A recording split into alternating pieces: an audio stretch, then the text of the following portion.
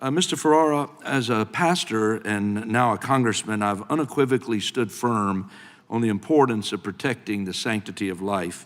It's undeniable that every life is a precious gift from God, created with inherent dignity and purpose. And this truth has encouraged pro-lifers across the country to push back on the pro-abortion rhetoric by serving outside of abortion clinics to pray, to counsel women who feel they have run out of options, and to reaffirm the sacred truth that the unborn have value. The way in which the Biden administration weaponized the FACE Act against pro-lifers was indefensible. And it makes me fear that these actions have discouraged others from getting involved in the fight for the unborn. So I would ask you, Mr. Ferrara, in your view, do FACE Act prosecutions against pro-lifers create a chilling effect among those in the pro-life movement? Mr. Farrar, can you use your microphone? They most certainly do. As I indicated during my testimony, Justice Scalia rightly observed that we have, through the application of the FACE Act, a separate and distinct abridged version of the First Amendment for pro-life advocates. The injunctions issued under the authority of FACE have no precedent in American law. They are, as I said during my testimony, ridiculous. Bubble zones, floating bubble zones, speech-free areas to prevent even a discussion of alternatives to abortion, all enacted in the name of protecting what turned out to be the non-existent right to abortion. So yes, I think that this is a case of unprecedented restrictions on activities, some of which do involve civil disobedience. But civil disobedience, like it or not, is part of the American tradition of social justice movements. And I'll tell you this, what I don't see in the pro-life movement, even at the height of the rescue movement in the 1990s, is cities burning, police officers being attacked, Molotov cocktails being thrown into businesses, police officers being pelted with bottles filled with ice, and not just death threats, but actual acts of violence on a massive scale. Not the isolated acts we saw in the pro-life movement in the 90s, which were punished appropriately under criminal law, as I indicated. Paul Hill was put to death. You can't do better than capital punishment for punishing lawless activity.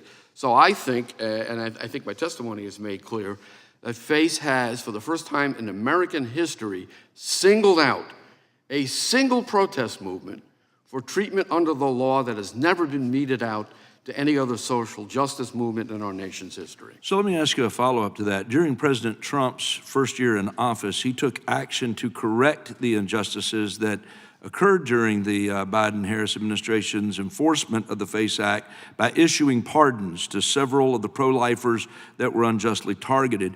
Would you say, what response have you seen from the pro-life movement and your clients regarding President Trump's actions? Gratitude.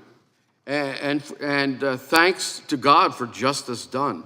The sentences handed out, some of which I mentioned in my testimony, are absolutely absurd. Years in federal prison for nonviolent conduct.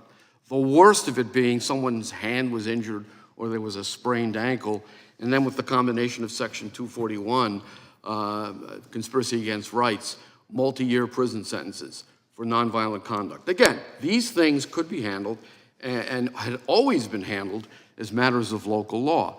And by the way, the system is capable of handling these matters. If you have repeat offenders who are trespassing, sooner or later they'll end up in a jail cell, and that might be appropriate. Correct. Unfortunately, what we're hearing today is part of a larger pattern of an anti-Christian bias we witnessed under the Biden-Harris administration. And thanks to this committee's work in the past, we learned that the Biden-Harris FBI used its resources to spy on Catholics in Richmond.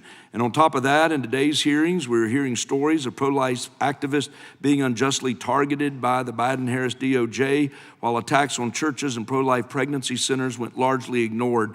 In the last 30 seconds, I just want to ask you, Mr. Ferrara, is it fair to say that the Biden-Harris administration's DOJ displayed clear anti-Christian bias in its actions, including its enforcement of the FACE Act? Well, there's no question about it. Even FBI Director Wray admitted that the report had been issued out of the Richmond office characterizing traditionalist Catholics, and I'm one of them, and I attend that parish in Richmond, as basically domestic terrorists. He professed to be embarrassed by the memo and said it was only a localized product. We turned out that that was false. this memo have been widely circulated in FBI channels. So yes, the answer is yes. Thank you, sir.